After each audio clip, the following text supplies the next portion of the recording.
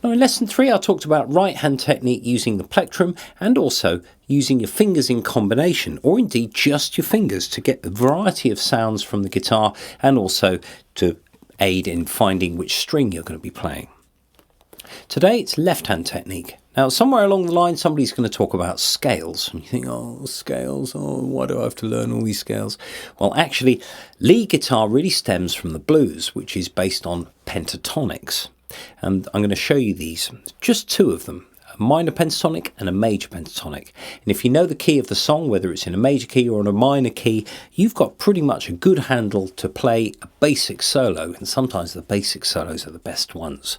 So don't worry about all these scales and lots of things really for the time being. You can expand it as your sort of experience allows and as you want. So left hand technique then, that's what today's lesson is. I'm going to show you the minor pentatonic in the key of A minor, which is at 5th fret.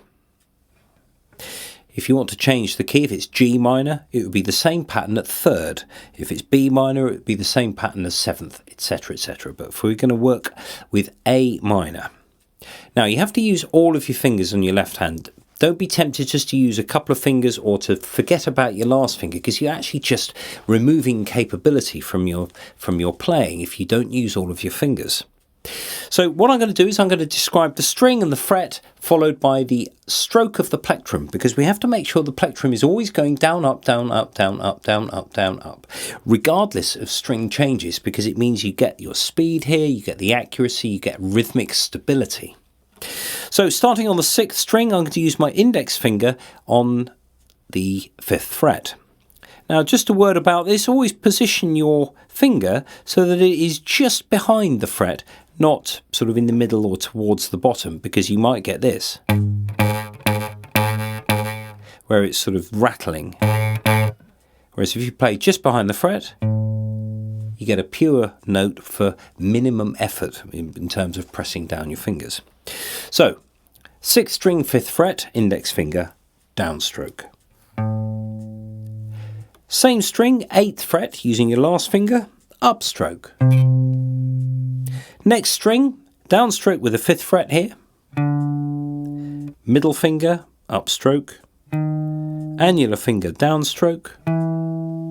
Next string, upstroke, 5th fret, downstroke on the 7th fret.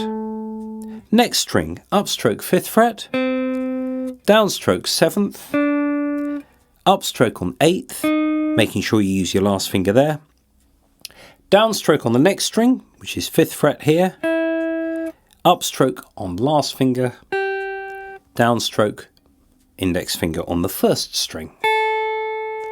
Now, when you practice a scale going up, be sure to practice it coming down, so you're going back the way you came with exactly the same sort of idea of down, up with the right hand.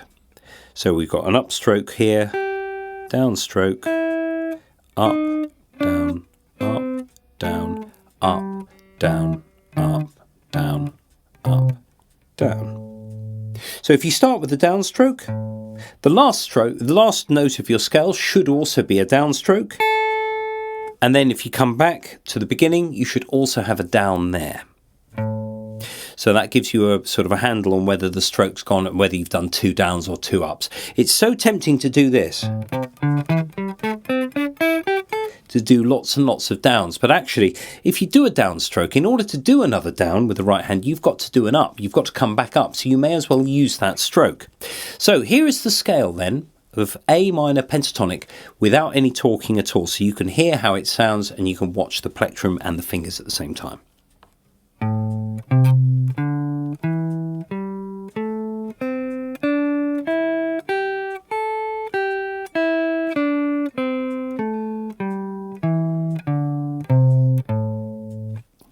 Notice I've also tried to make the notes last as long as possible so that we get the synchronization between the left and right hands. That was kind of lesson 1. So where you're doing this, as opposed to this.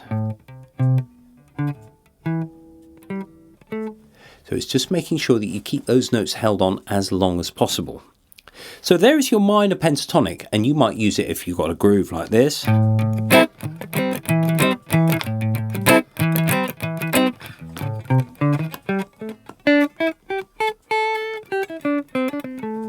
So I'm just using that scale just in various sort of combinations. You don't have to go up and down a scale. In fact, it's better not to anyway.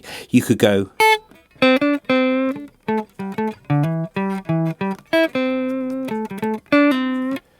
I've done nothing but use that scale just to create a few lines.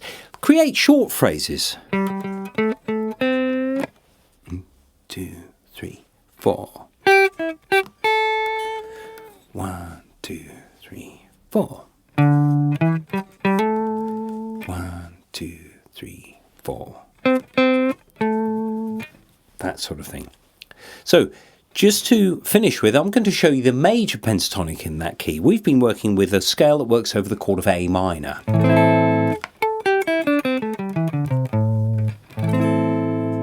But what about the chord of A major? The other sort of tonality, we've got the sort of sad chord and a happy chord. Well, the major pentatonic is the same sort of idea, but we start with the middle finger on that same fret. And it does this. 7th, then next string 4th fret using your index finger, then last on 7, then next string 4 and 7, next string 4 and 6, next string 5 and 7, and then last string 5. All the time doing it down up with your plectrum. So it does this.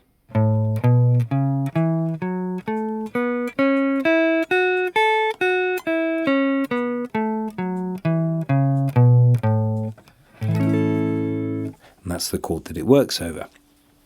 So there's your major pentatonic. So if you can get your minor pentatonics and major pentatonics working really, really cleanly, you're really in business with just being able to tackle pretty much any sort of jam session. If you know what the key is, you can go to town with those two scales and actually get masses out of it.